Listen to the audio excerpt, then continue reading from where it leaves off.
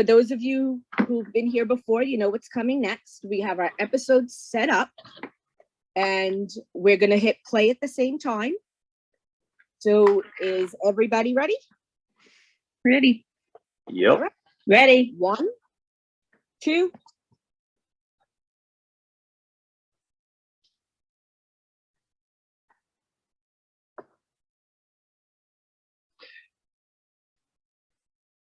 John, who This is is it? book. Yep.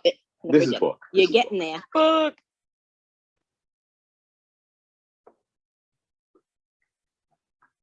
I was thinking of this whole theory of who he was, like, oh, maybe his son was of the Alliance or something. But then I was like, oh yeah, he didn't have kids. He said that. Yep. Not a grandpa. Never married. So now I was like, maybe he is in the Alliance. That's the only thing I'm thinking now. Okay, Mary. good. Is it basically the same? Is it basically the same thing? Everybody just saying it? Yeah, The yeah, basics. and it's only been Mal and Book who did. Got it.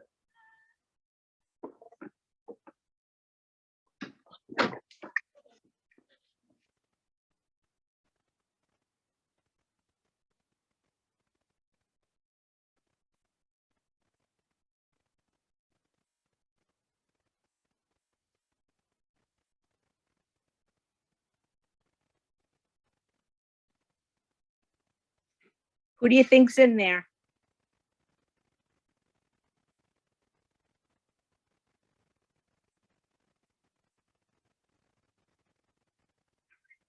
I figured. Powerful, ugly creature. How do you see me?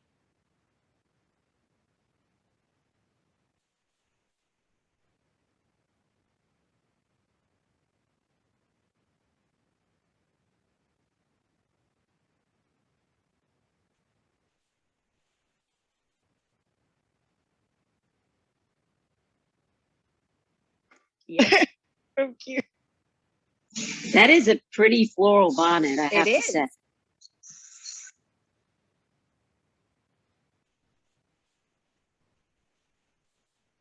That's a very, very big quote in the fandom.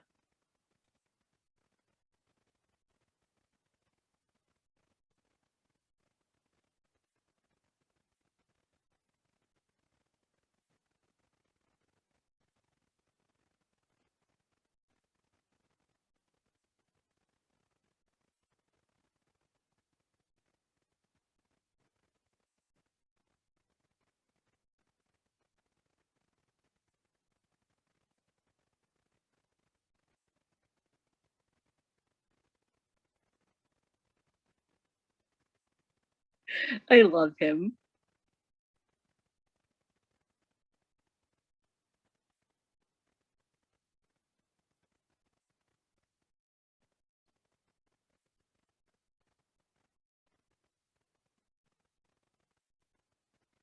Walk tall and carry a big stick.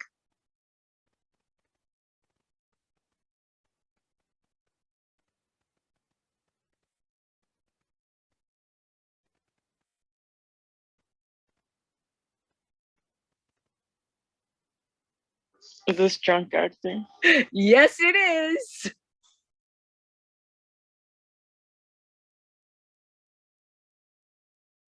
You the most, you friend. Yeah, kind of say he's drunk. It's the stick he's talking to.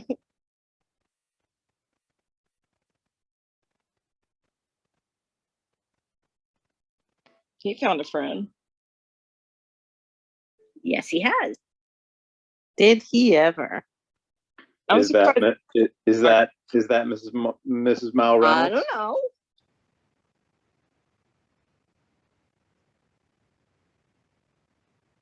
And Zoe and Wash just comfy.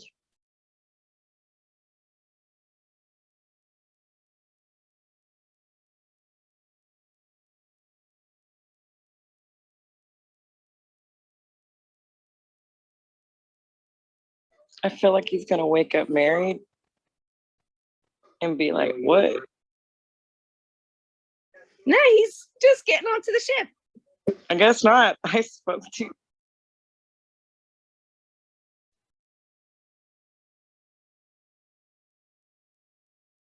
the style of the style of the show is kind of on the cusp of steampunk.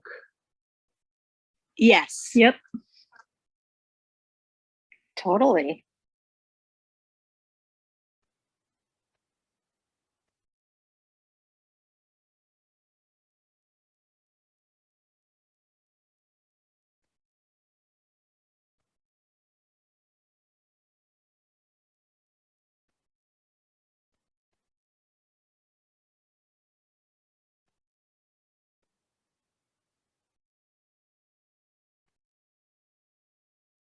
Oh, she looks so young.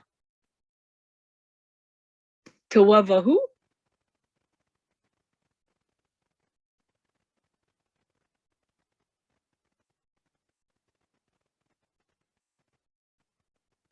There you go. Oops.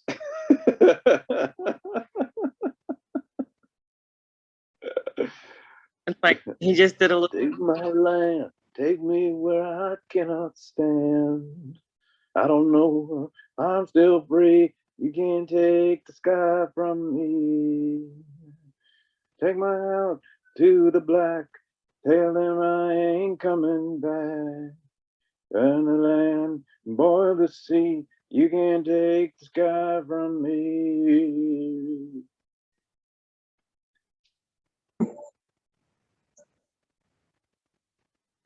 Sounding good. What did she say? I'm cleaved. I Yes. must cleave I am to you. cleaved I'm to you. cleaved to you.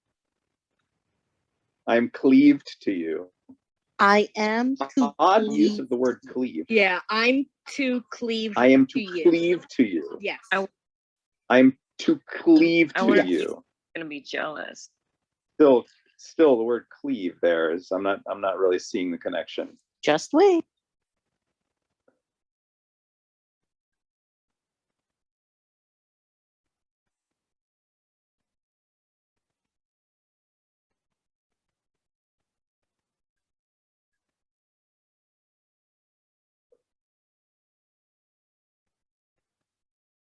Jane is jealous.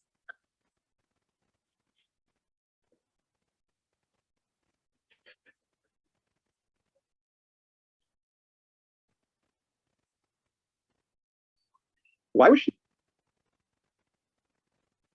She wants everybody to hear that he's married.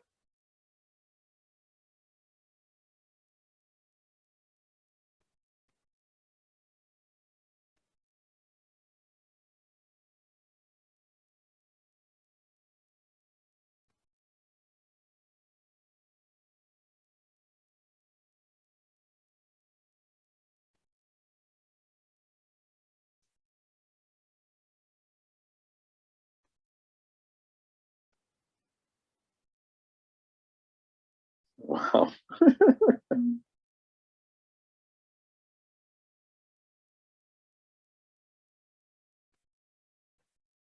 I have to help. I have to do something a little small. Want us to pause? Kaylee is such a sweetheart.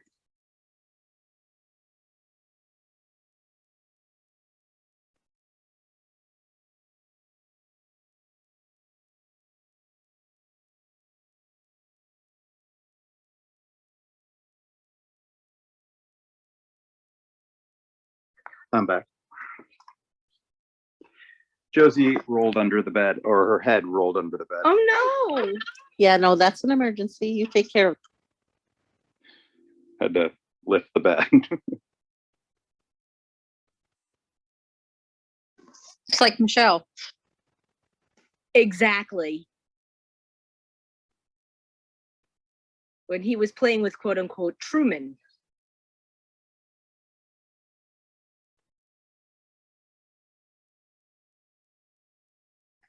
Don't we all have those nights where we go, how drunk was I?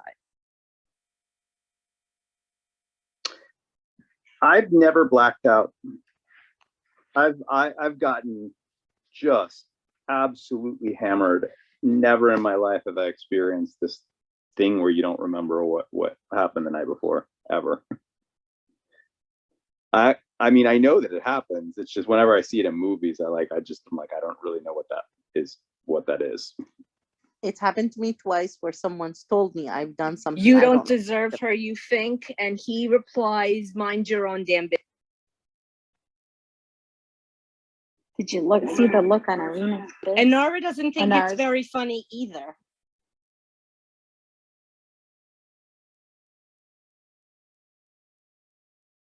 I think she's kind of jealous, sure. Yep. So am I.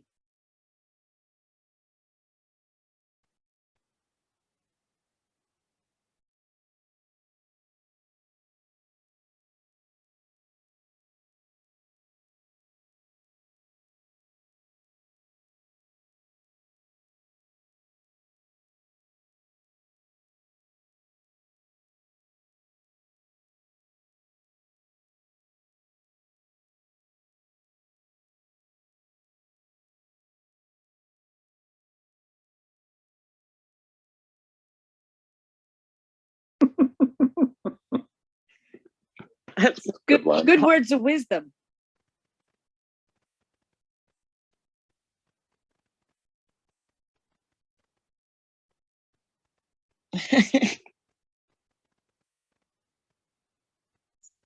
He's just clueless as how to talk to women. Yep.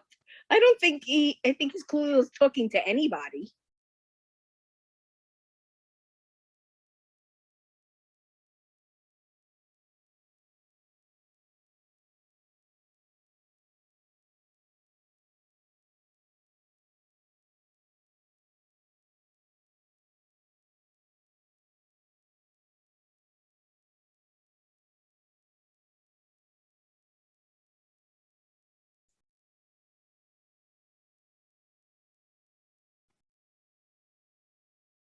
No.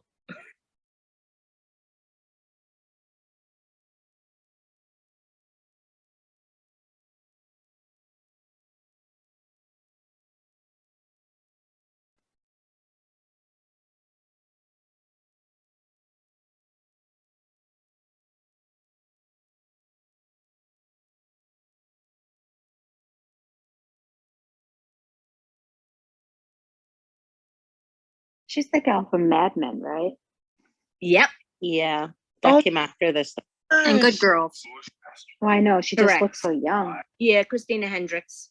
Oh, that's been bugging Yeah, me. it's Christina Hendricks.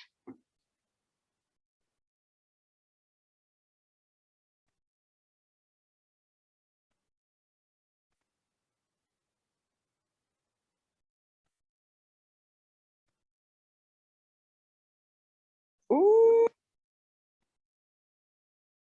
If people could not like this group. Special level help. People that talk at the theater. Yeah, child molesters and people who talk in the theater. I mean, We're all so we're on all the going same to that level. hell. Just FYI.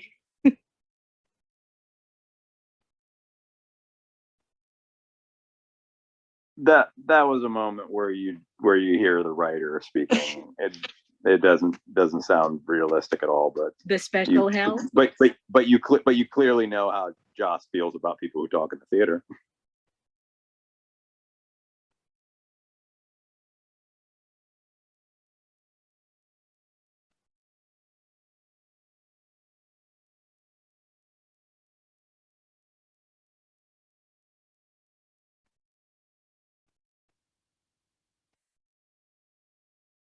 Yeah, imagine that.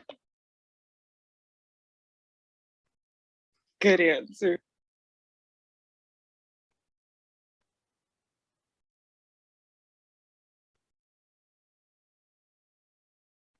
I have a recipe for the fresh bao. Super good.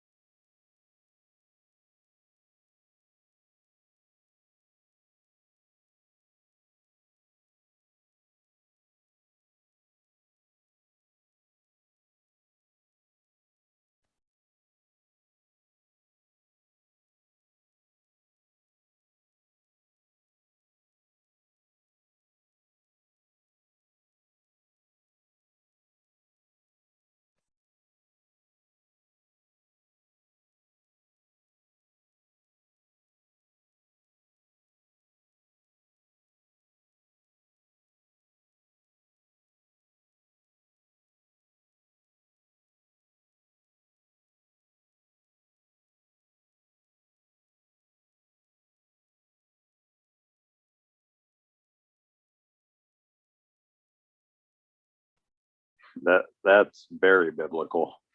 Yeah, but look at the look on his face. He's like, Was he contemplating it? no, he's terrified.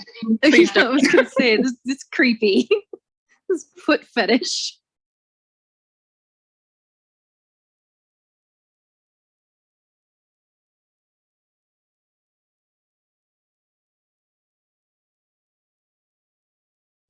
That's something that bothers me about space, how they still use the same time on Earth. You have different Right. planetary systems. They're not going to have October 24th. Yeah, totally Yeah. true. Time and months and all of that kind of stuff is all linked to the planet, to the planet you're on. Now you heard what Anara just did. She said washing feet is her specialty.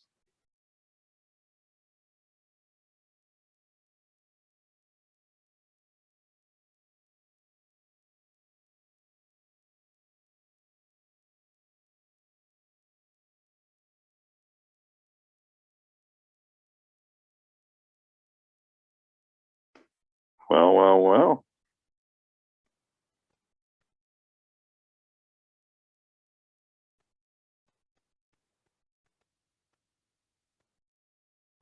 Whoa.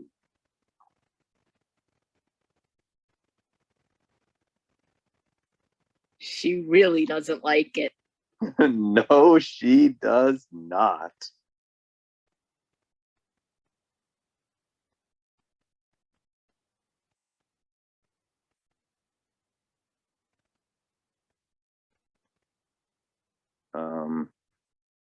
Question mark? You'll see.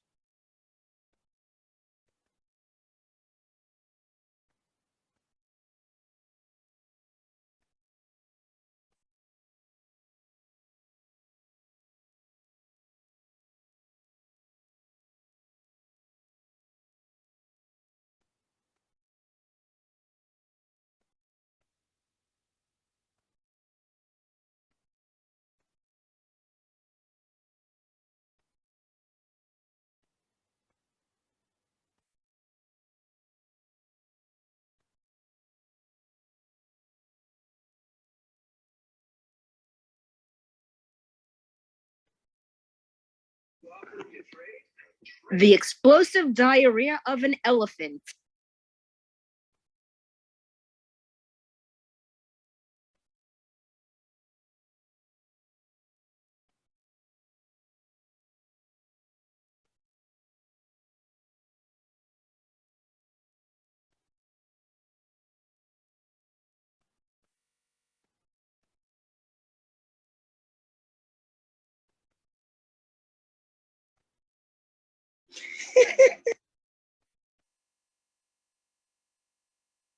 He's got good intentions. Just Yeah, I love it. Go play with your rings there.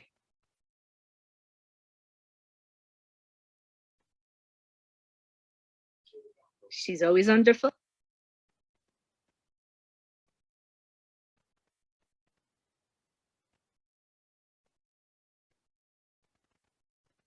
To the large one.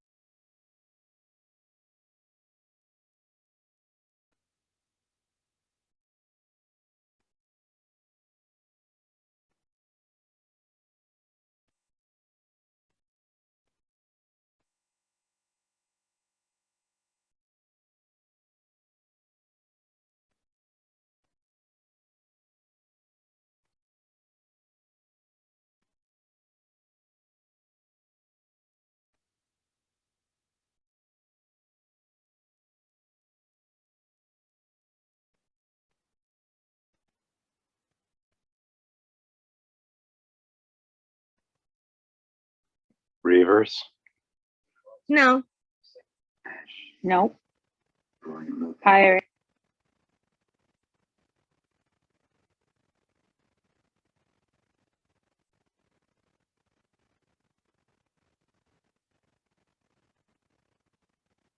Yeah, he's saying that fireflies, that as long as you have somebody who knows what they're doing, they'll run forever.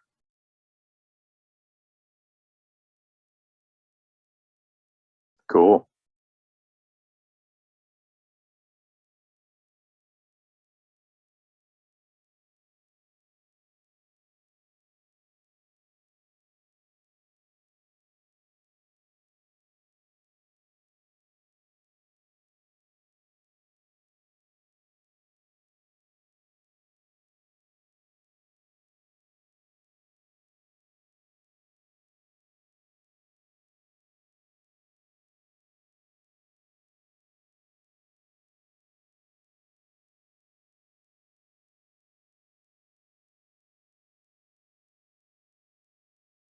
He said cul-de-sacs instead of cul-de-sac.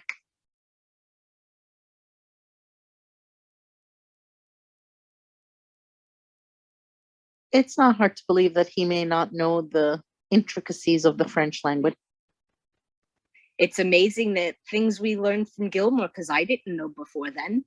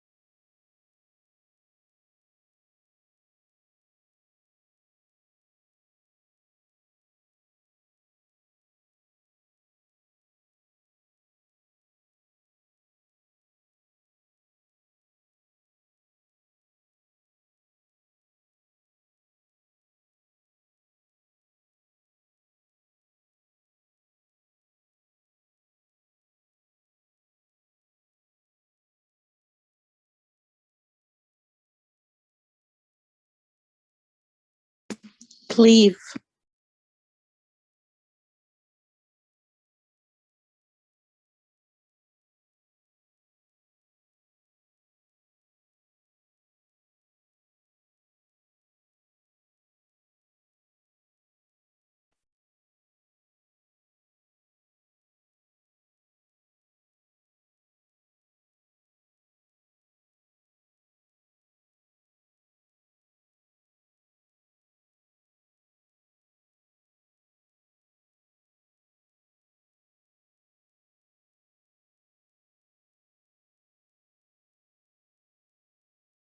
Bastard.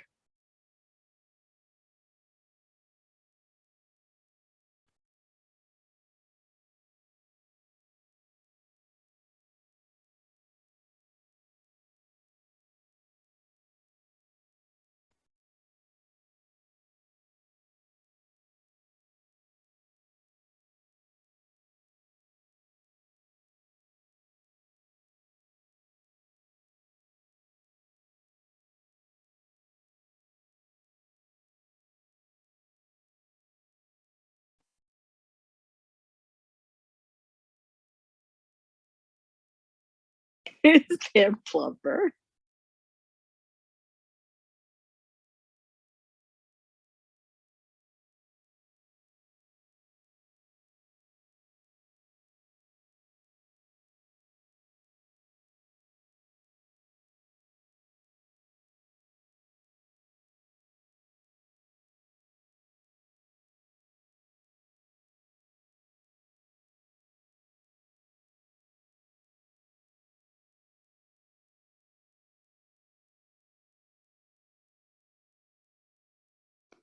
Network television, folks.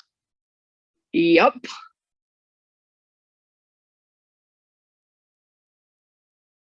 I mean, you can get away with that language when you make it sound real Shakespearean.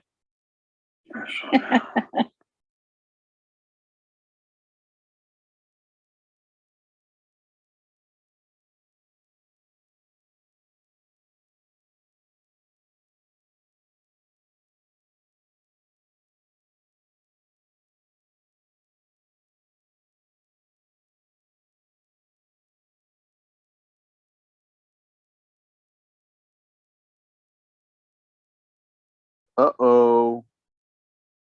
Oh. Nice.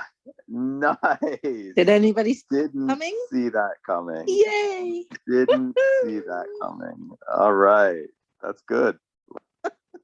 That was a nice twist. That was a good twist.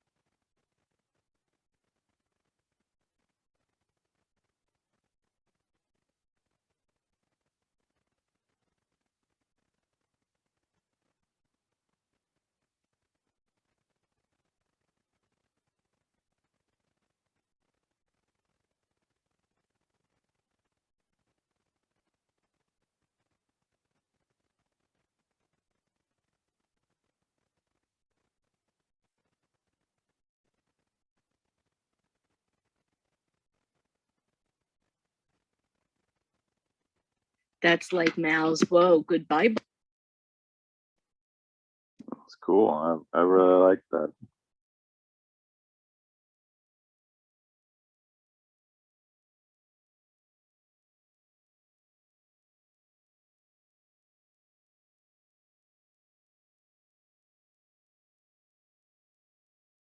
Wait, what?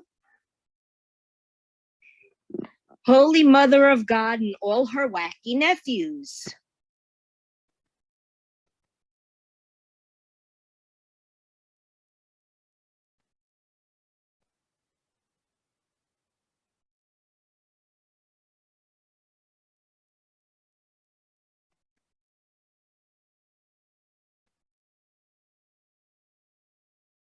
Ugh.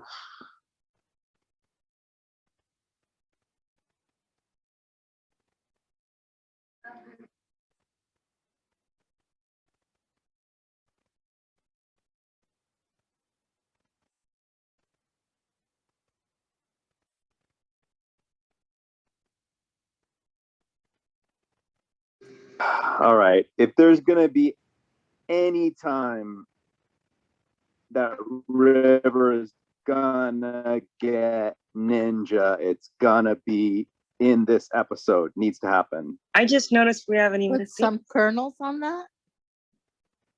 Well, no, I don't want to bet Pernos. I'm just basically saying what River needs to get going. You know, enough of the babbling, crazy talk. Let's get some backflips. And he's completely like destroying the engine room. Well, the pilot. It seems like she's setting this place up to float so her friends can come grab it. Maybe. Well, but it doesn't. She's from that planet, though. I don't think that she has any relationship to those people that saw the ship flying by. I think the whole thing was a setup.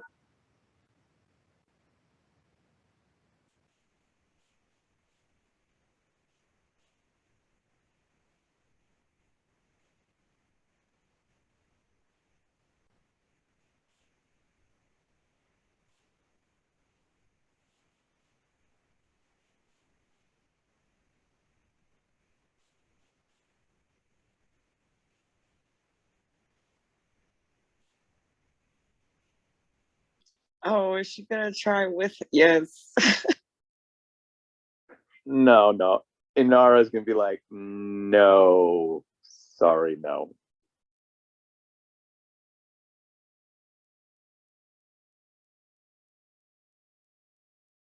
All right, scratch that. I think that Inara is gonna be the one to see past this nonsense. Come on, let's do it. Come on, Inara.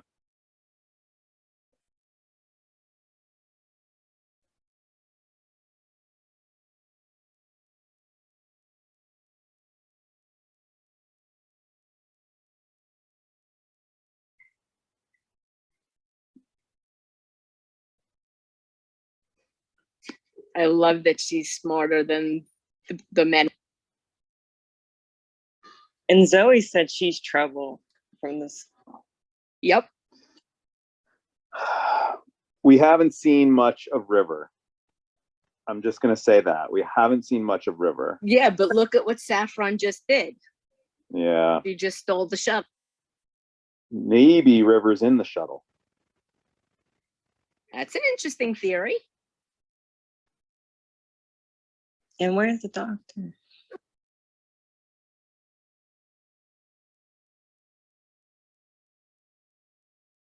Merciful Buddha. Oh, shoot! Is he dead? I heard them talk. Oh no! Oh no! Because she kissed him, and oh yeah, the poison was on his lips. Yeah, I knew that was gonna happen. Now she knows he kissed her, Saffron. Correct. It's interesting. It's an interesting way to reveal information like that. Yeah, that is a weird way to think. Also, is interesting what she said as she was falling, because that also revealed her own feelings. She's gonna say she kissed the girl.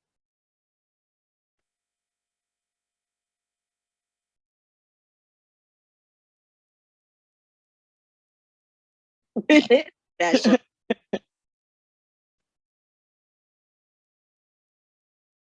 cheap flus.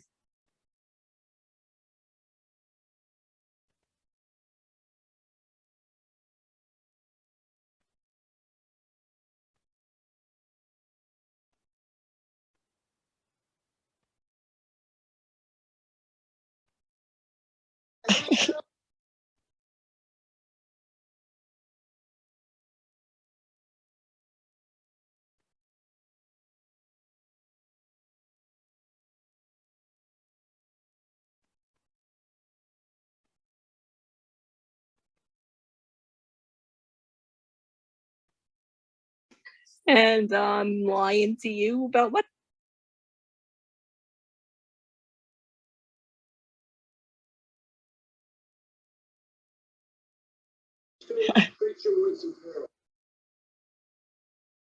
There's River.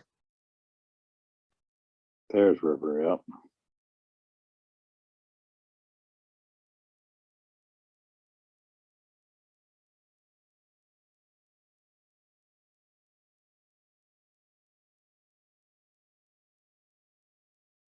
Brilliant.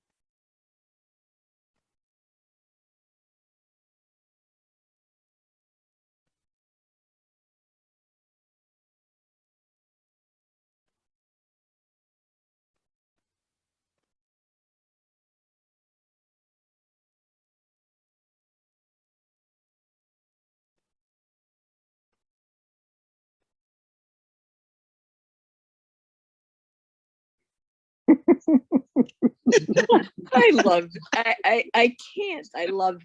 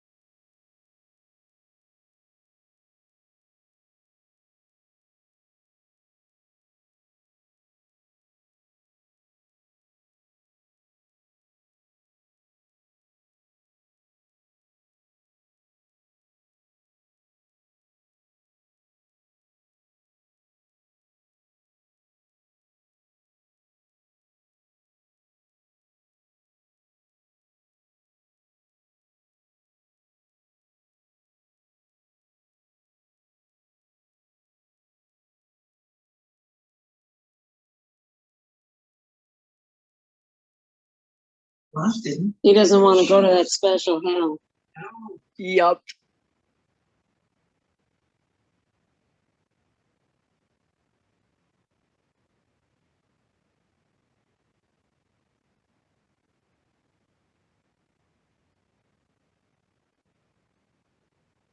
I mean, this guy's hat. This guy's hat. Sorry, that hat though.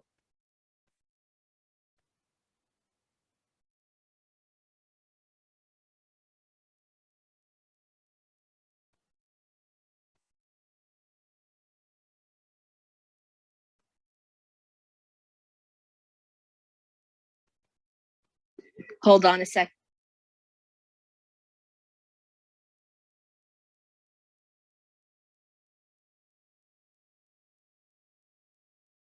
Damn.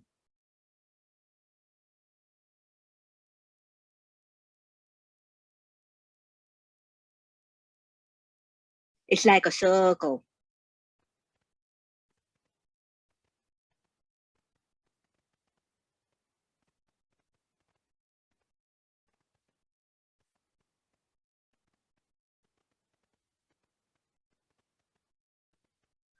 And again, Book knows things he should not know.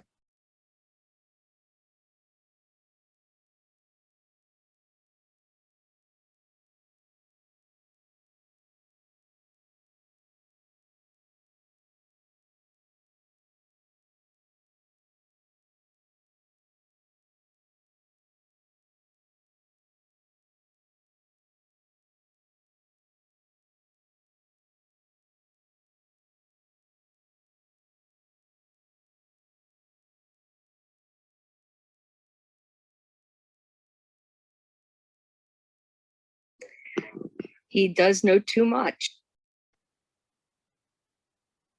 He smiled when he walked away after he said that.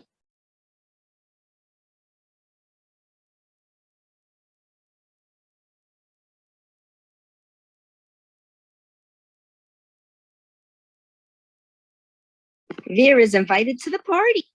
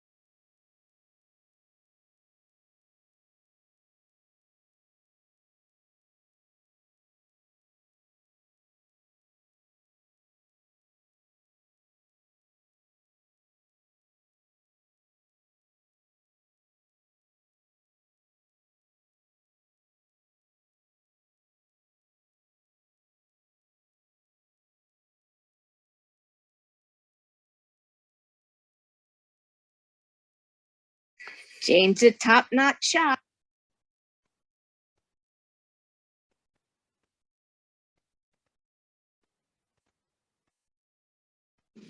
Bye-bye. The first shot makes sense, but as soon as he shoots through that helmet, there's no more oxygen.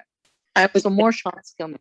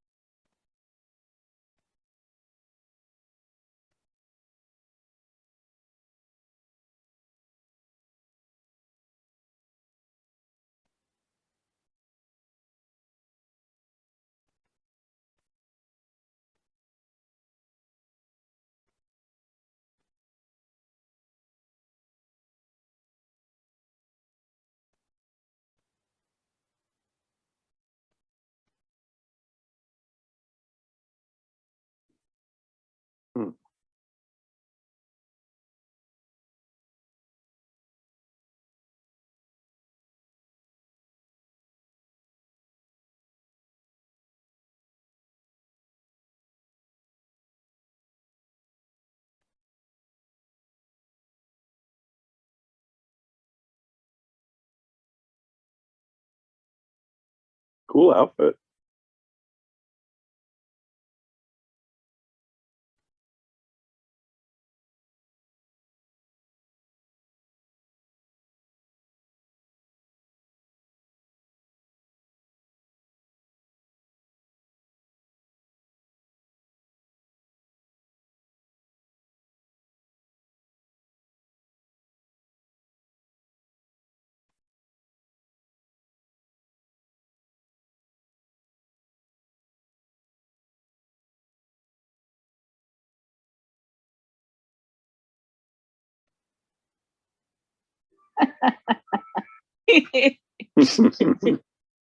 He's just dreaming.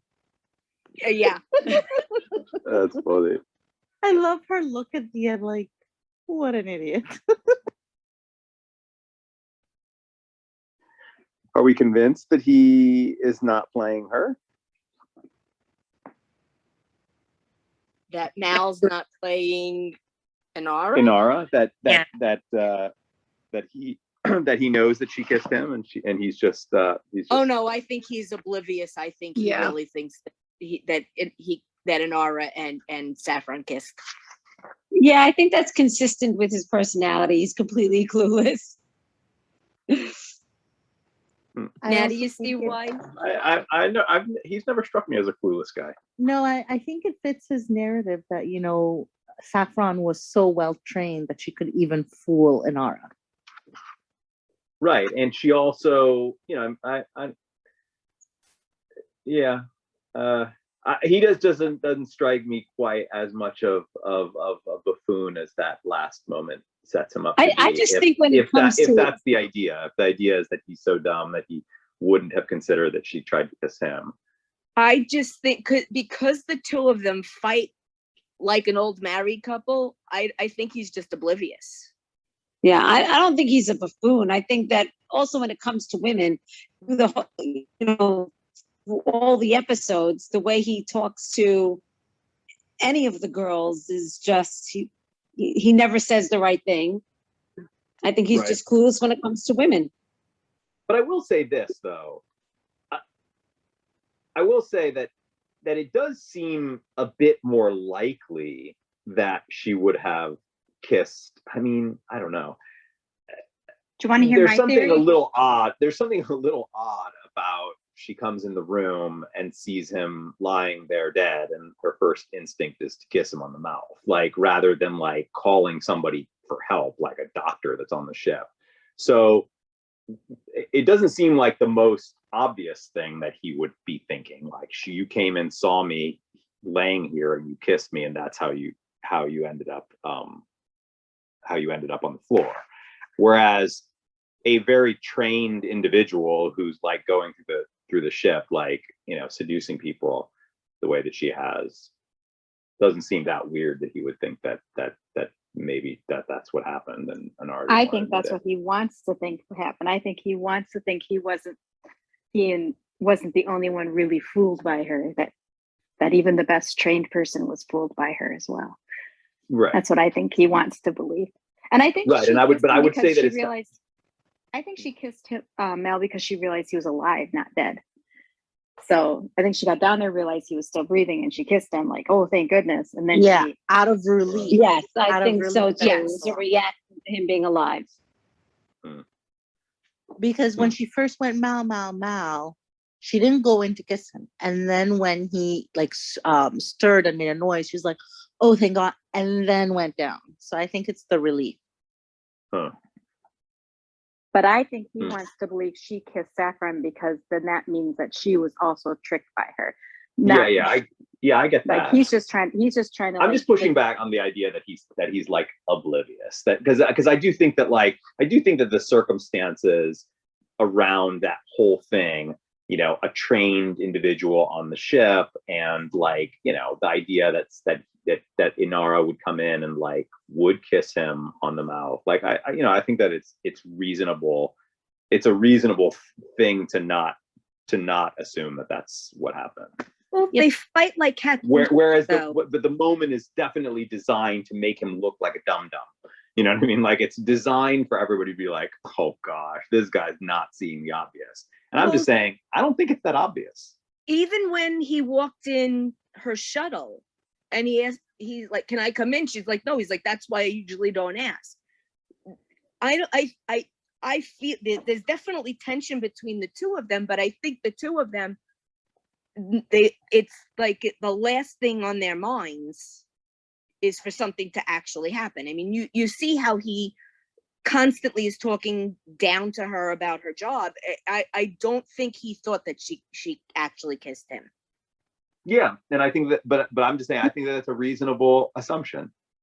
I think that's reasonable for him to not think that, because his relationship to her, I think that he likes her, but I think that Definitely there was a lot of chemistry in that last moment Absolutely. between both of them. Yeah, I think he's oblivious when it comes to her. Guys, the I don't couch think is open. he's Sorry, oblivious in Mary. general. Guys, the couch is open if anybody else wants to come up. he's oblivious to her. When it but I comes mean, to her, like he didn't understand why she was mad when she got angry with him about the fat children. That's when he was like, are you mad at me because I got a wife or because I don't want to keep a wife? Like he just Right. he's oblivious when it comes to her. So he wants to brag about, see, I wasn't the only one fooled. So Right. like Yeah, I get that. The point of him being a buffoon isn't because it's not an obvious thing for him to read. It's because he assumes this can be the only explanation. He can't, like, he's so proud. Right, but I'm suggesting it's a pretty good explanation. That's the only thing that I'm saying. I'm saying it's a pretty decent explanation. I mean, first of all, she did get fooled. I mean, like, you know, she didn't, I mean, in that moment, the alarm went off and all of that, but like, it wasn't until that happened that she suddenly snapped out of it. She was fooled, and that I would don't happen. think she was. It's not, what's up? I don't think she was fooled. No, I I think don't she think she was either. I think she was. I I think think she was. It wasn't until the alarm went off that she said it. I think that she was. No. No. I She think knew she was totally not exactly- fooled. She knew exactly what she was after as soon as she opened the shuttle and saw the woman there. I think even before then, because Mal had said something about the washing the feet, and she said it's her specialty. That's something she learned to do in the academy. So by Saffron saying that to Mal and Mal telling Inara, I think she was already on edge with it, thinking that something's up with her. She was too good to be true. Even Zoe thought that there was something wrong with her in the beginning. I know, but I mean, it's very- an odd thing for them. It's an odd thing from a narrative perspective for her to reveal that she understands what's going on only after the alarm goes off. Like, why not have her say something that suggests to us that she totally gets what's going on there in that moment with Saffron before the alarm goes off? That's the invitation to go to her shuttle. The Yeah. invitation to go to her shuttle is a way to trap her. And she And says, then once she's in the shuttle, she can go off and see what's happening. right, she says, you would lie with me. And Inara says, I think we've lied enough.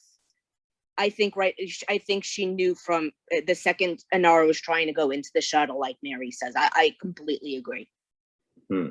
I'll have to watch it again. So Yeah, I get that. I get that he doesn't really see. I mean, that of course, that moment where she's upset, he's not really getting why she's upset is a pretty classic example of guy doesn't understand why she's angry and that it has to do with their relationship. But even in like I said, I also think it's reasonable for him to not be thinking that because she's kind of been throwing him a lot of cold energy, for most of this. Yeah, I could see both sides of that. I can see that it's not necessarily something he would see, but he also doesn't really, I think he doesn't understand women. In a couple of episodes before this, the episode where she was buying, I forget her name, where she was buying that, Little Bo Peep dress. And she's talking about buying it. He was really like, not nice to her. Yeah, what are you going to use it for? To walk around, to wear Right, in right. the engine room? Yeah, poor Caleb. Right. That's why I feel like it's consistent with his personality so far in the show. Yeah. that he doesn't really like, he didn't grow up with a sister or something like that, you know? No, it was him and his mom on Shadow and 40 ranch hands. Yeah. Where'd that happen? Where'd you He get told that. He said told that he story. said it. He Oh, okay. was it was him and she popped back up. And he was actually disclosing stuff about it. She's like, don't your crew ask you questions? And he's like, I'm not one to talk. And here it was that he was opening up to her. Got it. Like a companion is trained to do, like talk to people, get them to open up. What was she doing on that planet? Maybe she had gone, something else happened. Maybe she stole a different ship at one point and landed on this planet. We really don't know. So the idea is that she was actually at that party and probably didn't know anybody there, just dressed up like everybody else, playing the part, snuck onto the Absolutely. ship, It's pretended definitely a that she was. possibility, or she could have been working for the elder, and to start off with, came in, started working, and figured the best way to get off this off this planet is to say that I got married, but that it really wasn't set up, because the elder never told Mal that's how he was paying for the help. I don't think the elder. It seems more plausible that she would be sort of a lone wolf. She sees this this ship, she sees this little community, and she like just does her work there, like, pretends to be one of the townspeople. In the midst of all of the dancing, nobody's gonna like ask who that person is. She sneaks on board, she makes up a story that aligns with everything that's been going on, and then does what she needs to do. It's definitely a possibility. I don't think the elder knew. I think the elder paid them in the goods that they brought on board, and that was it. Let's not forget the fact that the people at the shop where she was going knew her. So she's done this before. Yeah, that was the part that I was having a hard time understanding. Like, because up until then, I was sort of under this assumption that the elder and the people of the town somehow were in on all of this, that like, they were going to eventually be delivered the ship or something, and so it was hard for me to wrap my brain around the idea that she would just know these like random people that just happened to be watching the ship go by. They didn't seem like anything more to me than just fishermen, really, like just fishing for, pirate fishermen just fishing for a ship. And now the idea that like she knew them, that she was a part of that, and that she would be that she would be kind of luring unsuspecting ships into that direction makes a lot more sense. But in order to do that, she would have to have some degree of autonomy, that if she was with the elder for any amount of time, that would allow him to feel comfortable enough to like offer her as a gift. It wouldn't really align with like what she's doing with those people. Yeah, and I mean, she had a home base. Like she planned this well, because like Mal says, there's only a few places to go with the shuttle, and she had a place there. So she's planned. For sure. That's definitely what's going on. Yeah, that's cool. That's very, very cool. Yeah, I guess Mal is sort of a little boy in so many ways. I can see that. It's just I just think that there's like a variety of things about the circumstances of the scene, and coming in and kissing him and whatnot, that I just sort of feel like it's not that unreasonable for him to I think that what makes him more of like a little bit of like a boy, a naive boy, is that he's just so focused on being right in the situation, right? He's just so focused on like, ha, told you I wasn't the only one, right? But just that in itself is just sort of immature, right? But I'm trying to imagine like why he would ever think that she would kiss him, and I just can't really. It just doesn't really totally compute. Right. This is what I- Nathan said about Saffron in the companion book. It says, I love that Saffron had a way of living her life, but I like that Malcolm Reynolds didn't look down his nose at her. But he did let her know that basically she doesn't know what life is about. As bad as his life is, he still had his head on straight and still does know what he's got. He knows what's important, and that's what Saffron was able to teach our audience about Malcolm. I was gonna say, I Cool. think what makes him most childish is how much pleasure he derives from the idea of them both kissing. Like, it's such a little silly thing of like, Oh, do you think that it was like that you think that he was actually getting pleasure by the idea of them kissing, like, you know, in sort of like a boyish, like sexual manner? Well, you saw his every reaction man when she said that she tried to seduce her. He reacted in that kind of boyish, like, whoa. Ooh, kinda way. yeah. Ooh, lesbian. Yes, awesome. Mhm. You know, I want to be a part. But you know, I Got it, definitely got think it. that that's what it. Okay. This is one I'm going to have to watch again, because there are some things that I'm just like, I don't see that. But then I'm also like, you're saying this and I'm like, I don't know if I totally remember that part. So I might have to go watch that again. I definitely have to watch the section that I ran out of the room in order to Yes. lift the bed up so that my daughter Absolutely. could get her head out from under it. Yes, in that section where you ran out, he was, you know, trying to could- tell her that you're not my when wife. that could be when he was telling her about Shadow too. That could be why you Okay. don't remember it. Okay, got it. but any episode where there's that big reveal of a double cross, it's always good to watch again to see if there's Mhm. ever any small Mhm. clues that we missed the first time. Yeah. It was really well done. I mean, I really truly did not see that coming at all. That was very, very well hidden. Very well hidden. And we're only on the 6th episode, and the character growth so far is Yeah, ridiculous. we're not at the midpoint. We're not even at the midpoint yet. That's super cool. Also, just in general, and it's part of the reason why I didn't see that twist coming, is that the show has done a really good job of totally like changing my expectations of what the show is. You know, at the beginning, you know, that pilot episode, which mostly the second half of the episodes are like so edge of your seat. And so far, most of the storytelling past that pilot has been actually a little bit more grounded about the characters, about relationships. And so I kind of go into this episode, you know, even halfway through the episode, just thinking like, oh, fun. This is just an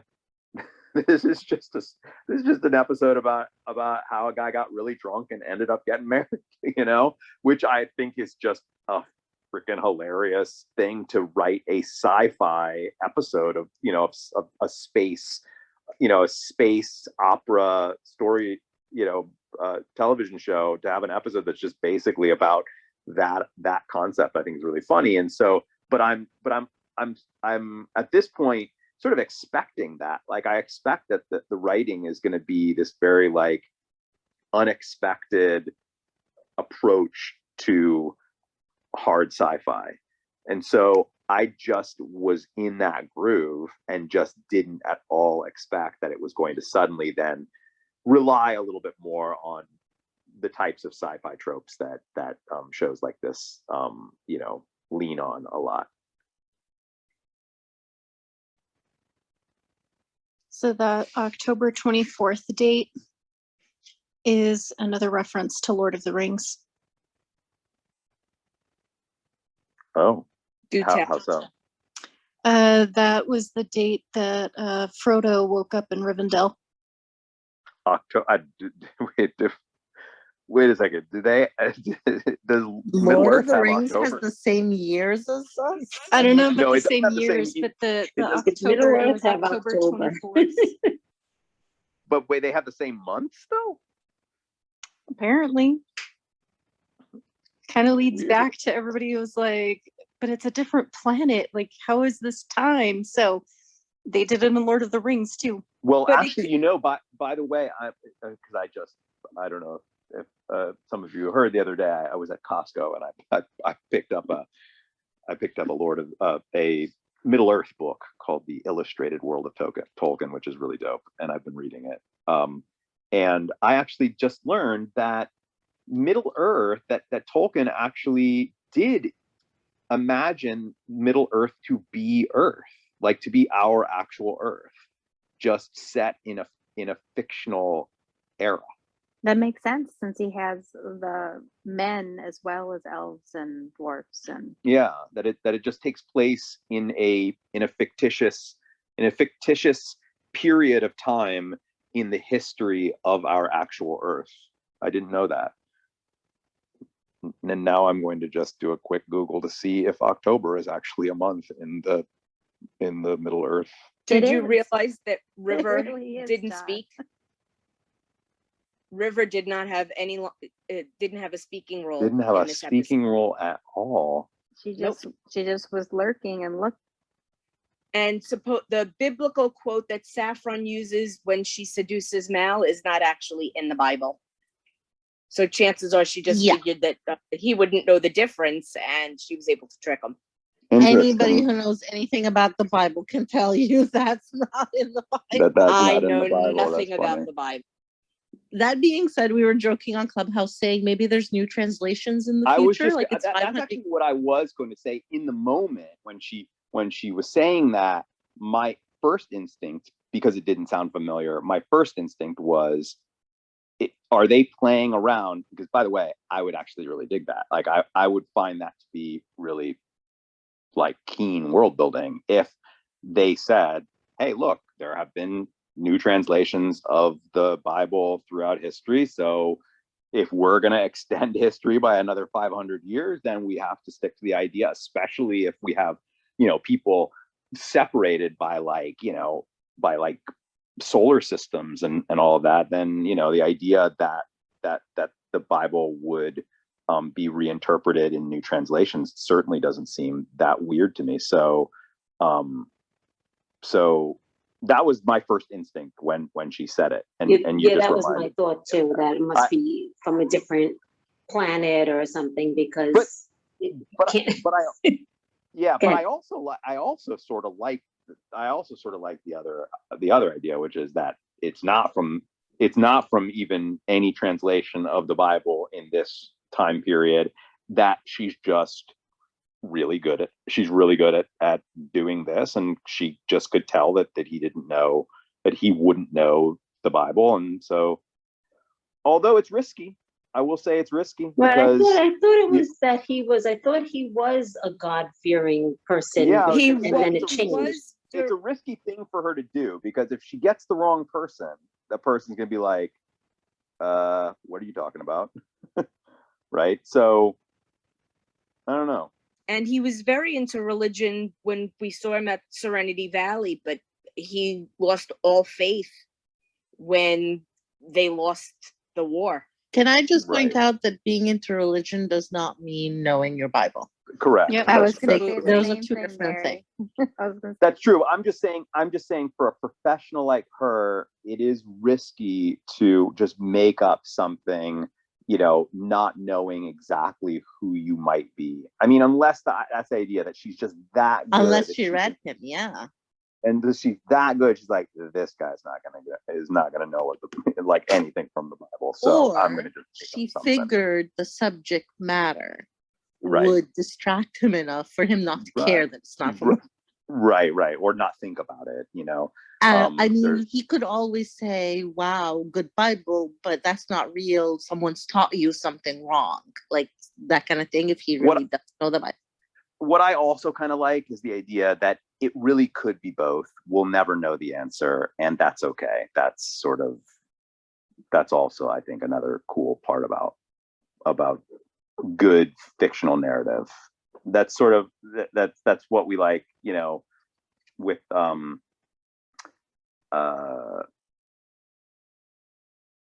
with A Year in the Life, the big question, like, oh, whose child is it? It's like, ultimately we're not meant to find out, and that's okay. here I think might be the same. We could like go back and forth on it, but both theories actually track. So it's I think it's whichever you actually find more interesting is the one that you can go with.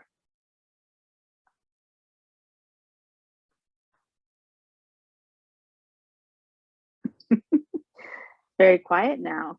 Is everybody thinking about which one they wrote? Okay, I just finished the episode. What was the question? Do you think that Saffron, who quoted something from the quote unquote Bible in the episode, which is not actually a quote in the Bible, do you think that she just made that up in the moment? Or do you think that the writer is trying to say that 500 years into the future, there are new translations of the Bible, as there have been new translations over the past, history of our own world? Well, I mean, there's constantly being new translations made of the Bible. Yeah. So that far out in the future, I mean, based off of where we are in 2021, I would say definitely. That there would be, I agree. I think that there would be new translations 500 years in the future. The question is that what she's doing here? Is she actually saying something from a real new translation of the Bible 500 years in the future? Or is she just like playing him, making something up in the moment? I think she totally made it up. He knows nothing about the culture. When she said they were married, he had no clue how that happened.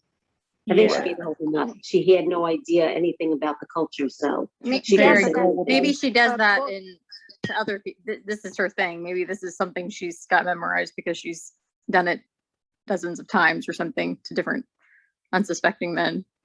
Right. But I would expect Mal to know that culture. I mean, Book looked up what their marriage rituals were. She obviously knew what it was, but I wouldn't expect everybody else on that ship to necessarily know what it was if they haven't been to that place before, or even if they have, if they didn't stay long enough. Why would they know every marriage ritual? But Book looked one up and read it off, thought of something to say he was married. That's true. He did. But again, Mal didn't know any of that culture, so she could have said anything to him. That's true. She's an interesting character. I don't imagine we will see her ever again, but interesting character.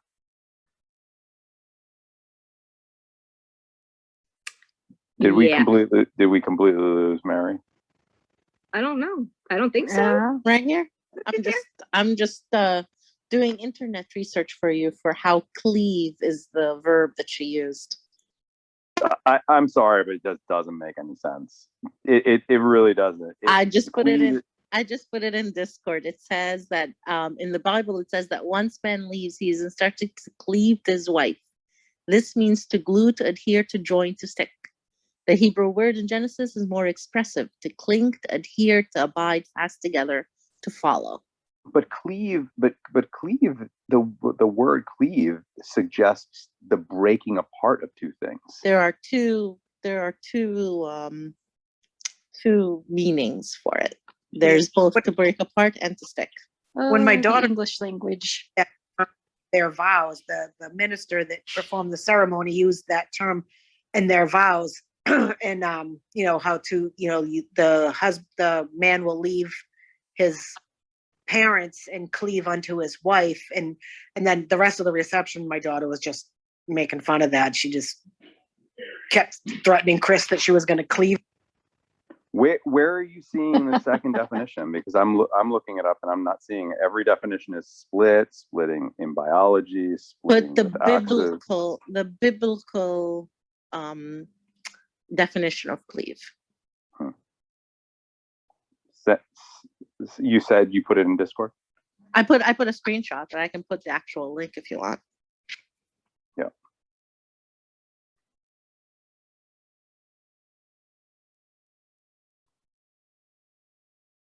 cleave biblical meaning. Oh, wow. Yeah, there you go.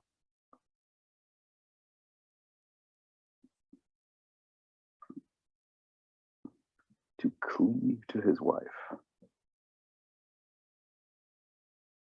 Can I also be crude and say that if you want to stick with the split apart and you consider, you know, the idea of she's a virgin until she's married, it could also work that way.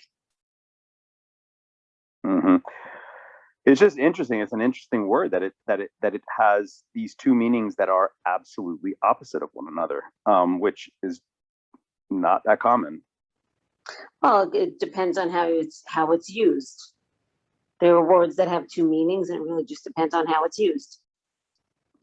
Yeah. There are plenty of words that have two meanings. It's just it's not as common to find that the two meanings of the word are the actual opposites of one another. That's what I find interesting. I mean, I obviously this is true, so I'm definitely I believe that it's the case. It's just a thing that you don't often see is that double meaning shows itself as the opposite meaning. Usually a double meaning is just that it has a different meaning that is completely different, and that's often just because it came from, well, it almost always double meanings are because the word came from another language and was a false friend in that other language. But it's just, I find interesting that it just so happens that the two meanings are opposites of one another. Makes it an interesting word. I'm shaking my head. Yes.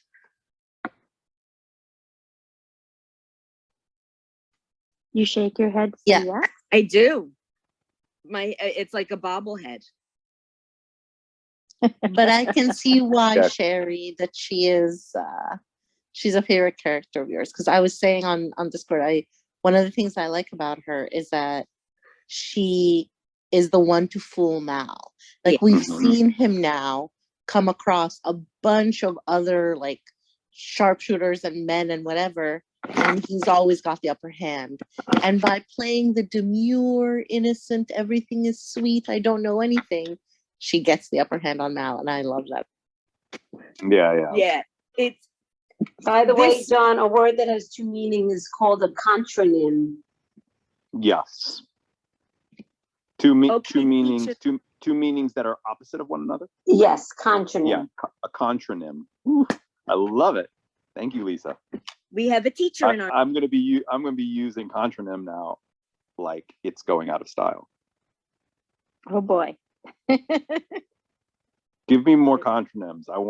I basically now I want a list of all contronyms. You get points for yes. See, Tipper and Colonel, she's teaching you something. Colonel's gonna be coming your way.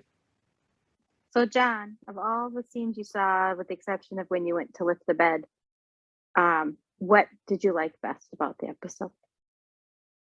Was there anything that stood out in the episode that you really liked?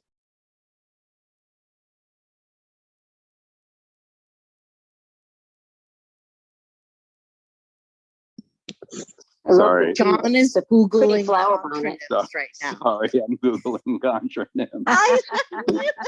John, to dust something is a dust is a contronym.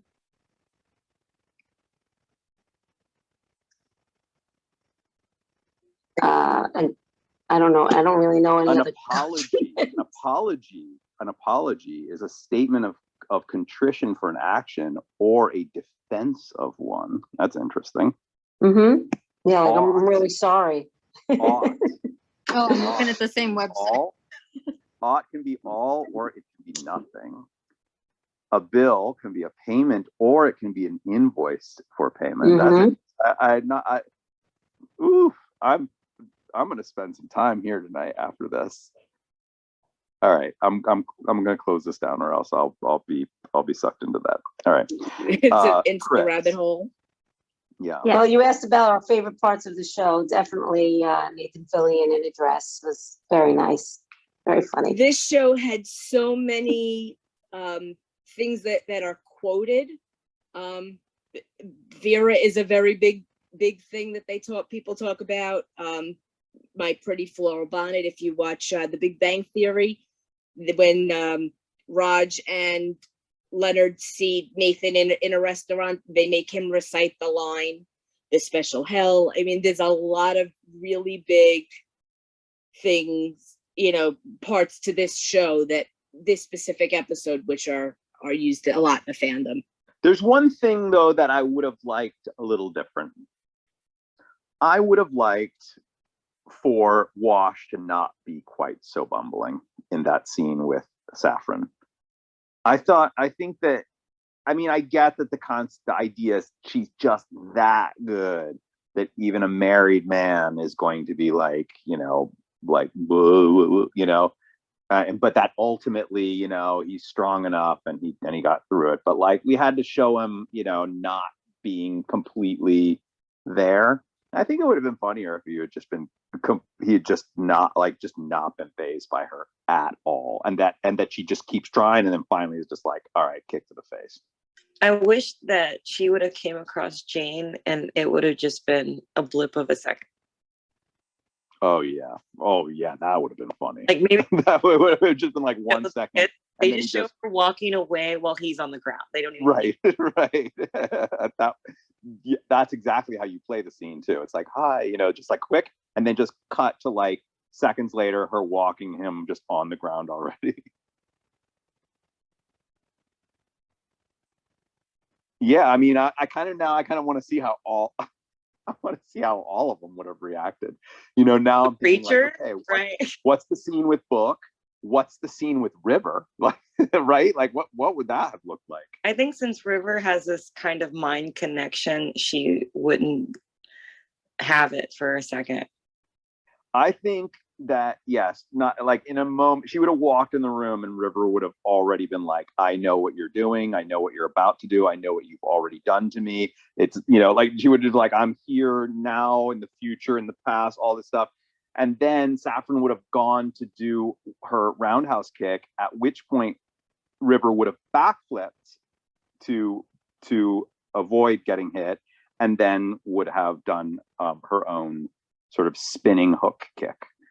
John, can I just ask, when did River get cured in your universe? Because River is still very much a like insane, screaming, fumbling. Like where I know it's really more wishful. It's just really more wishful thinking, because I just don't know if I can get through the whole series if I don't know if I can continue to be invested in the River character if like every time the scene is just like nonsense talking. I just want something. She didn't talk subvert. all nonsense. I want something to time. just completely subvert my expectations about the characters, feelings about the characters. Although at this point now I'm so ready for her to be like this expert trained fighter that that if that happened, I wouldn't be all that surprised. But she was talking kind of normal in the last episode, though. And she was pretty awesome with explaining Badger. to Simon. Yeah, and because she Yeah. was telling Simon that she really does know what's going on, even though she doesn't make sense all the time. I just keep coming back to the fact that Summer is a dancer, and so the idea that she would have been cast in this role, knowing that she's a dancer, like I just think the likelihood is high that they were like, we need somebody who is really strong with movement and will be able to not just play the role emotionally, whatnot, but when it gets to the point where she needs to actually be physical, that we have an actress who can do it. And I'm just sort of reverse engineering that. maybe that I was could a be totally consideration for her later shows, but I don't know, maybe I feel like this is one of her earlier Doesn't matter. like earliest. Yeah, but it doesn't. But I think that it would have been considered here anyway. Maybe Even the way they were going to use her. Like, as I'm saying again, like that's just consider like if we're to believe that the River character is going to, like, that our expectations are going to be completely, totally subverted, and we, everything we think that she is going to just change with like just a snap of the finger. Then what would that look like? And right now, she's sort of kind of coming across as like a bit helpless, you know, somebody that we have to protect, really vulnerable, you know, innocent, whatnot. So the opposite of that would be capable, would be strong, would be, you know, and we've seen a little glimpse of it in the moment with Badger, and I'm suggesting that what we could discover is that it's much bigger than that, and that it does include physicality and the ability to protect herself and not have her brother just constantly having to protect her. And that would align well with the idea that Summer Glau was cast in this role because her own abilities with dance and physicality would allow her to eventually do that in a capable manner, while also looking super innocent and super vulnerable at the point in the story where we need to believe that about her. Okay, so take out the fact that you know her personal history with dance. Say you're watching this and you did not know that about her. What would you expect? I mean, because like, well, when this show aired 20 years ago, a lot of people wouldn't have known that about her because right. she wasn't like hugely famous. So it's, well, the I mean, writers would have been writing I'm a bit like asking me that is a little different because I'm somewhat versed in tropes, and we've already identified that this character fits some very classic sci-fi tropes. One of them being the super weapon, you know, one of them being like, you know, the government, like the special person taken by the government and turned into some kind of weapon. And so I would have, like, I already sort of was feeling that when we learned about her backstory. So I would have already been, John Cabrera would have already been suspecting that. If I didn't know that she was a dancer, I think I still would have been suspecting that. But the fact that I do know that she's a dancer, just adds a little bit more, like, I feel like I'm going to be right on this. I might not be right, and if I'm not right, then, you know. I didn't know anything about her being a dancer, but I've been waiting for the moment. I'm like, she's gonna kick some ass somewhere. Something's gonna happen. Do it. She's gonna do it at some point. It's gonna be awesome. Like, I'm just saying, it's gonna be awesome. John, I think that happens in season 2. I thought it was in season 6. Maybe it would really stink if it happens in season 2, because then that means that he was expecting it to happen in season 2, but then never got to it. But it would mean that it would happen in the movie. Okay, Well, so I have to be very careful about spoilers here, but like, I go back to saying, when was she cured? Like, I feel when like was she cured? What do you mean? Well, I mean, she's clearly damaged in many ways, and I don't see it like that. I really do kind of, I do like view it in that kind of the government secret super weapon way, where it's like, you know, like, just because she could potentially be able to kick butt and defend herself and whatnot doesn't mean it wouldn't still be damaged. There's plenty of, you know, stories. I mean, you know, even like a character like Captain America has aspects of his character that are damaged because of what happened to him. You know, the super soldier, the super weapon, you know, that kind of thing, like, always comes with Wolverine, you know, is another like trope that follows that same thing. That's like a very damaged, he is super damaged. You know, so I don't think that they need to be that she needs to be like cured, as you say, in order for her to be able to, like, when she needs to, or when a specific thing happens, for her to just click into backflip, cartwheel, spinning side, or whatever, and like, boom, just basically took out like 20 guards. Can you make a drawing of what you think's going to happen as your prediction and post it in Discord so we can all like see if this happens, if you were right exactly in what's going to happen? Because you always say cartwheel flip. I want to see which order things happen in.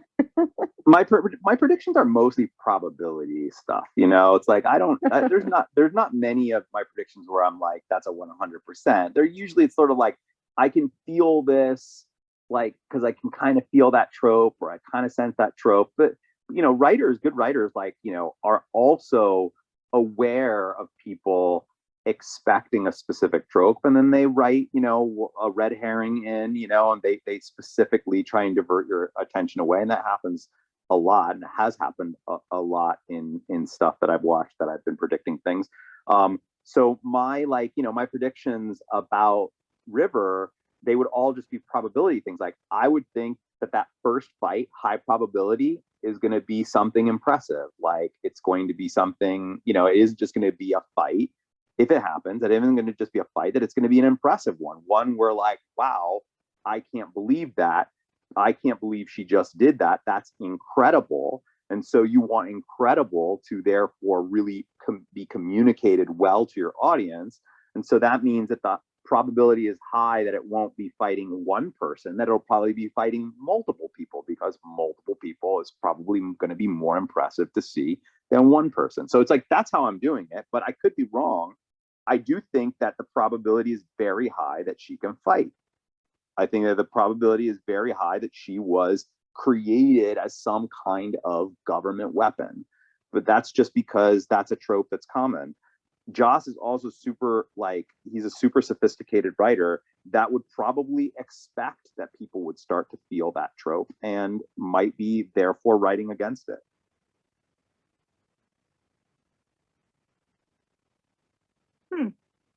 Can I switch the topic and go back to people's favorite? Because I Yes. can't say anything Yup. without. Do we not want without to talk about what Simon would have done? Oh, okay. Simon would have just bumbled and not known what to do. Yeah, I don't. Simon He would have may been be on the really floor. brilliantly smart, but he's kind of dumb when it comes to. Simon would have been on the floor. Jane on the floor the fastest.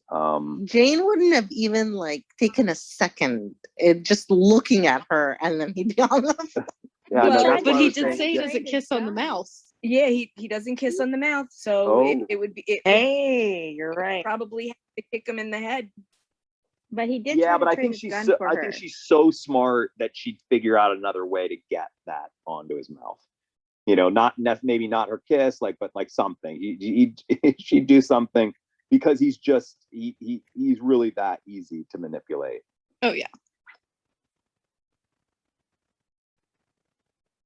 Favorite episode, favorite moment in the episode. You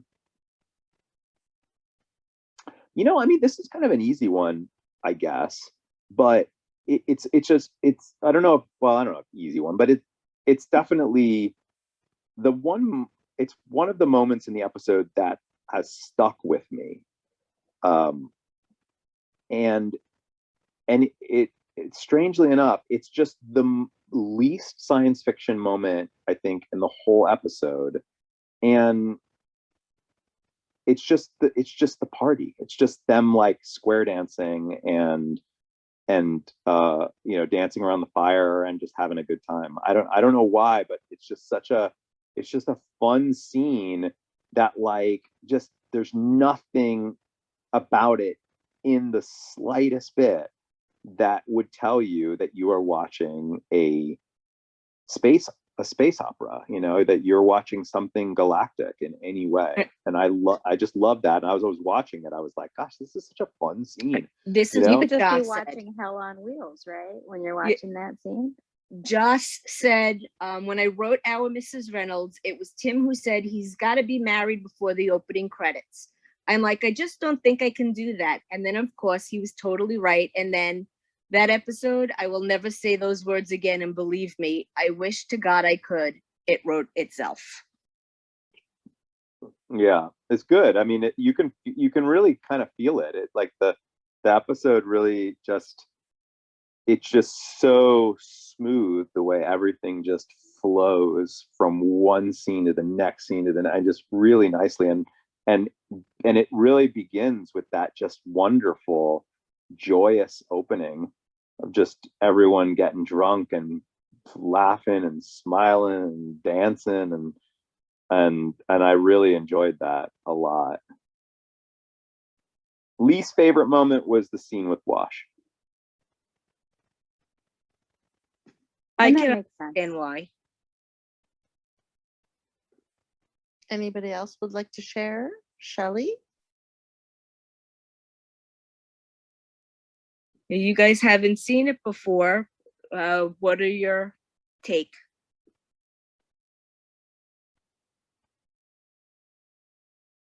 We may have lost them. I I- talk. I'm here. I was across the kitchen. Go ahead. Get over here.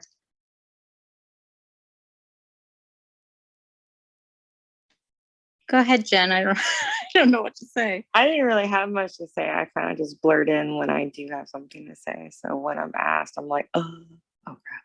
But Do you have a I'm- favorite part of the episode? I know that you're going to watch it again. you know I will watch it again. Absolutely. I like to do that. I love But- Christina Hendricks, so I think she's just Yeah. she's so good in there. She's just good in everything she's in. Yeah, so. she's an amazing actress. It felt like she actually enjoyed talking and being around Mel, and I want to see her again. I hope she's in another or more episodes. I can read to you what she said about the episode.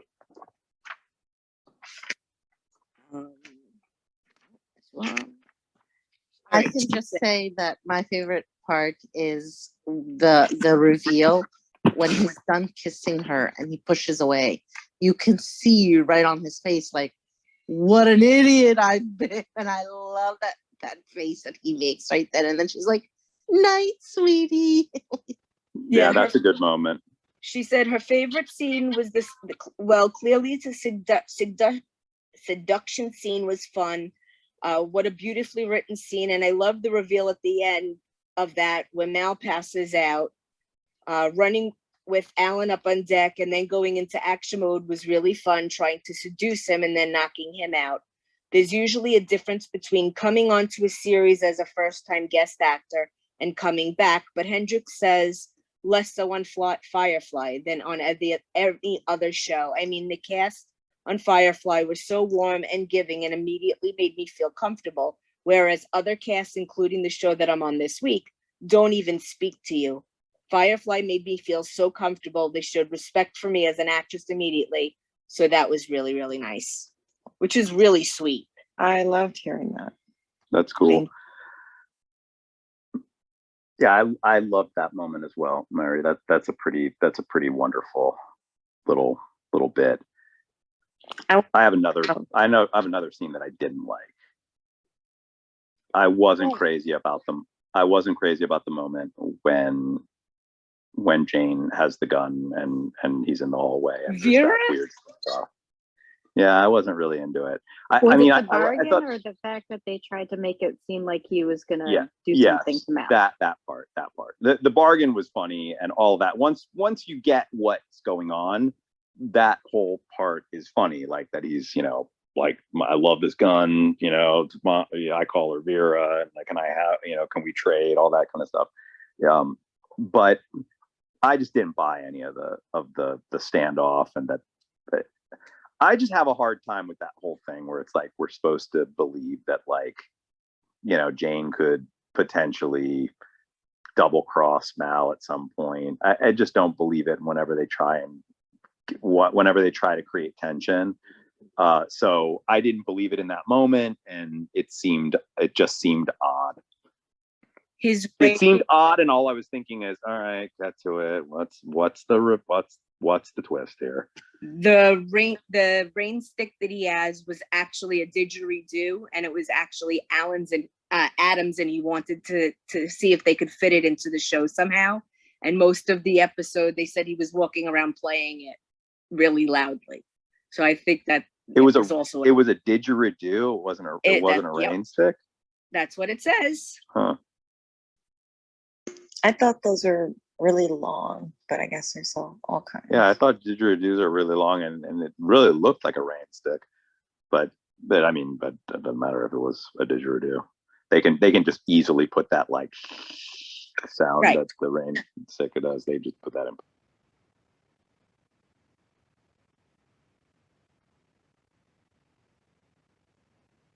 And you like the guy's hat, huh, John? It was either That guy's hat. That guy's hat was so silly. I mean, It so looks like it's kind of like a miner's hat. Oh yeah. Yeah, I just was trying to think, which hat are they talking about? it was very overly- That was one of the most steampunk looking things I in have the episode. a few friends that actually rebuild the props. And one friend where he works, they are recreating the ship. Oh wow. Yeah, I'll see if I can like snag some pictures and I'll throw them on the Discord. I mean, these guys are amazing. The guy with the hat is in the show. They're dead, right? Like they destroyed them with When they're Oh yeah, you see them Yeah. get sucked out of the. So that's why I also think we're going to see her again, because he basically destroyed her little operation going on there, which I'm sure she'll be fine. But now I think she's got to pick up and figure something out. Anybody care to? too. Anybody care to expand on the last moment where he punches her? Like, he asked her for a real name, and then he punched her. He Well, figured he he said was gonna he was lie gonna anyway. lie anyway, and he Yeah, he went to probably go just get wants his to get shuttle. a shuttle and leave. Yeah, because I mean, she took his shuttle, and he also wanted to show her she didn't win. Like, you know, whatever you try to do, don't think you're that amazing. There are people who can top you, and I did it by having a team instead of working alone. And he wanted his prop. Right. Why do And you? if, Yeah, I get that. Why do you ask for her name if he was just going to punch her anyway? I think it was just I to think throw her off. it's curiosity. I think it was just to throw her off so he had an opportunity to give her a good punch. Because then she wouldn't be fighting back. She'd be wondering why he wanted to know. That's And just, because that area looked pretty secluded, he didn't want to tie her up because he didn't want her dead. And who knew if somebody was going to be meeting her there? So at least if he knocks her out, Yeah, I he's don't. able to get away. I don't. Yeah, I don't have an issue with the knocking her out. Although the knocking out with a single punch is a very television thing to do. It's not super realistic, but it's more just like why do you ask her for her name? That's the part. I think I might be with you there, Chris. That he was doing it to sort of like get her thinking in a different way. That like if he hadn't have done that, he might have been able to punch her and she might have dodged or something, you know, and Right. then a big fight scene would have ensued that he could have potentially lost because she clearly knows how to fight. But by asking her what her name was, he got her mind off of the idea that he was about to punch her, and then he punched her. that's what I've always thought. I'm gonna because stick with it. you're more likely to knock somebody out if they're caught off guard and they're not resisting or all of a sudden trying to block than if they try to fight back or they move or anything like that. You know? I Yeah, mean, I just think in it's martial arts, you're more likely to knock it's them out not that way. it's not as easy as television makes it seem for a punch No, to knock a right. person cold. I realize that, but it would be much easier to hit them where you want to hit them if they're not moving. Very true. So John, I'm a little curious now. You sound like you have some experience in this. I used to do martial arts when I was young. Yeah, I mean, Regina's asking, didn't he hit her with the butt of the gun? She sent me a message. And now that she Oh. asked that, he might have. Yeah, he as had the gun swung in his through. hands. looks like he punched her. But yes, But in maybe martial maybe he arts, hit her you with the don't- butt of a gun. It's possible, yeah. in martial arts, you don't knock people out that easy. I totally agree with that because it's much harder, even with a good. It's even with the butt of a gun. Even with a you know good what I mean? Like kicker, yeah. there's lots of there was something that I watched recently. Oh, I know. Yeah, there was something that I watched recently this show called How to Sell Drugs, Online Fast, or yeah, I think it's Online Fast or the Internet Fast. It's a German show, and they play with that trope really. They play with that trope in a really funny way, where a character comes up behind another character and just like totally with the butt of the gun like hits them in the head, and then the person's like, "Ow, man!" like turns around, and you sort of in the moment realize like, yeah, like 9 times out of 10, you're just gonna like really hurt the person, but they're not gonna actually like just collapse to the ground the way that like almost every television show has ever depicted it. True. I used to do some martial arts when I was younger and got hit plenty of times and didn't get knocked out. Yeah, look Got at hit look at accidentally because boxers. people can't always control. Look at boxers. Boxers like take like yes, you can be hit once and it be enough to just completely take you down. But most of the time it takes a lot of hits before the boxer's tired and dazed and whatnot. And then even still, like plenty of boxing matches don't end with anybody being knocked out, even though people have been hit in the head over and over and over again. Right. So And that's why it's just it's just a TV it was his way of tricking. Yeah, and that's why I was thinking it was his way of tricking her, because if he hit her in the right spot, he'd have a better chance of knocking her out with one hard hit than if she moved and he didn't hit where he wanted to hit. You know what I mean? Like, you can hit somebody just right, maybe you might knock them out. But yeah, maybe. But they can't be moving or resisting or blocking if you want to have that shot. I just rewatched it, and you can't really see the guns out of frame, but then you can see it at the end, so it looks like, and I guess it makes enough of a noise that it sounds more like he struck her with the gun. You hit somebody way, in the head with like a lead pipe really hard, or like a baseball bat. Yeah, like that. But usually we just see somebody punch somebody and they just collapse to the ground. Or butting that, like hitting with them with the back of a gun, which I also don't totally know if that's as effective as we are meant to believe from the TV shows we've seen.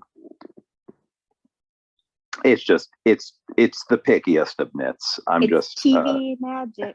I'm just looking for things to talk about more than anything.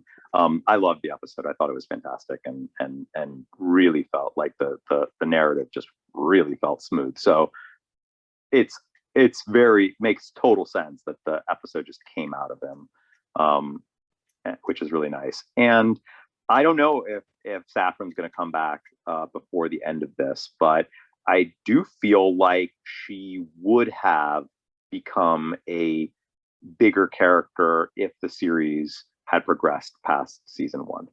That she would have. She feels like that kind of recurring character that they would be like, oh, she was fantastic. That was such a cool character. Let's bring her back for something else. It did kind of get left open because Inara asked him if he let her live, and he said, well, sort of. Depends on how you look at it. Yeah. There's definitely there's definitely room to explore chemistry between her and Mal that's real. I mean, you could even take that story to a point where Saffron, her arc is one in which she eventually has feelings for Mal, right? Like that would be a really interesting arc for the character. And that potential, that's actually not that uncommon. There have been plenty of stories that do that same thing, where you have like this kind of like rogue assassin type character who has really little feelings for the character early on, and then develops them later through all of their like interactions with one another as enemies. And I could see that happening. She's very good in the episode. Like she's like really, really solid actor. So I would imagine and if she had such a good time on the show, it probably also means they really liked working with her. So I'm gonna guess she's not back anytime this season, but I think she would have been. I think she'll be back in season 3. I'm trying to think whether I think she'd be 24. back in the movie. I'm trying to decide whether I think she'll be back for the movie, because that's the best. But anything that didn't get wrapped up in the show that was like something burning that was like, something that Joss really probably wanted to include but didn't get a chance. The last chance to do any of that would be in the movie.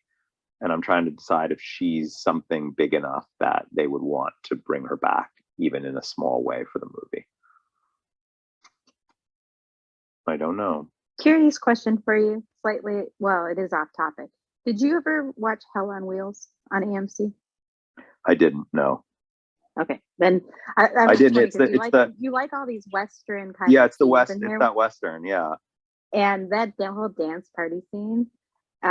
Not when I watched it originally, obviously, because Hell on Wheels hadn't been out yet, but it kind of reminds me a little bit of Hell on Wheels in a way, just the kind of party atmosphere that they had going on. Not I eventually fully, want to get into but- Deadwood. I think that Deadwood would be a really like fun Deadwood. It's a show good to watch. show. with I Yeah. really like Deadwood. Well, I started watching it, and I've tried to watch it a couple times, and it's not like I didn't enjoy it. I just, for whatever reason, got you have pulled to pay away, attention to it. and it's a show that you really truly have to be focused on. If you don't, then you kind of suddenly are like, wait, what's going on here? What's going on? But Swearingen, is that his name? Swearingen, the main guy. Is it Swearingen? Yeah, something like Swearingen. that. Gosh, I think it's been a Swearingen. while Is since I his watched. name. Swearingen, I think, is his name. You're talking about That guy the is very saloon interesting. owner, right? The guy who runs. Yeah, the he's saloon. a really interesting character. Really fascinating. I think almost every character in that show that's a main character, there's something really interesting about them. I think it's one of those shows where I wasn't disappointed with anybody when I watched it. Yeah. But you do have to pay attention to that one. And Hell on Wheels is another one I really enjoyed for a good old Western kind of drama action type thing. But that's why I was wondering if you'd seen it, because you like all the kind of Western. I watched it years ago, and then I read I watched it years ago. I didn't get far enough in. I got and then the new movie came out, and I was like, oh, I want to watch it again so that I can watch that movie. Just never end up doing it. But I read Blood Meridian, which I don't know if any of you read Blood Meridian. No, I have not.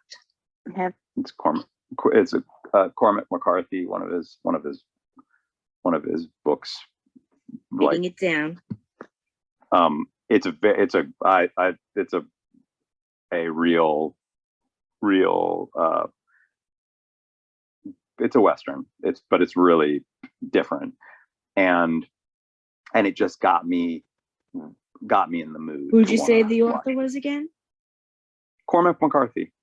He's the author who wrote the book The Road, that was like really big back. Oh, that was a good decade. book.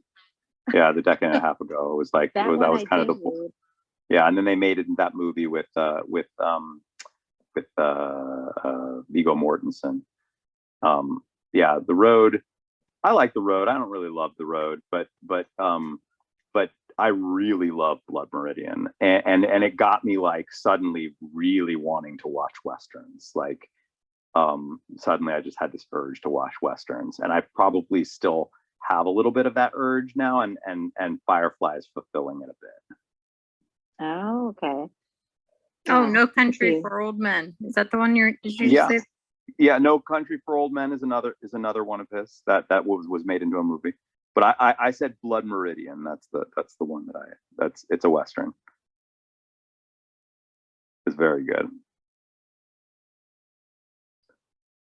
I think it's very good. You have to be ready for his his writing style and use of language.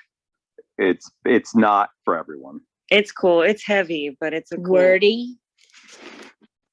Dark. heavy, it's wordy, it's real poetic. Like he's really, really, really like almost overly descriptive in every single sentence, and you have to like be prepared for that. You have to be prepared for like, oh, this is not going to relent. Like he is going to just lay it on thick.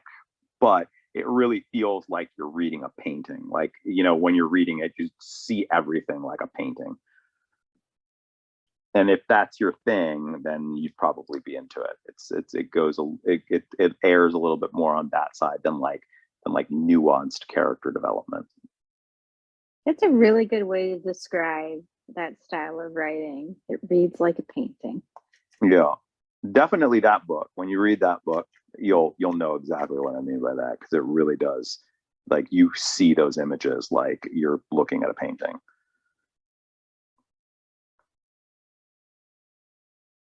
Anyway, I am going to head off.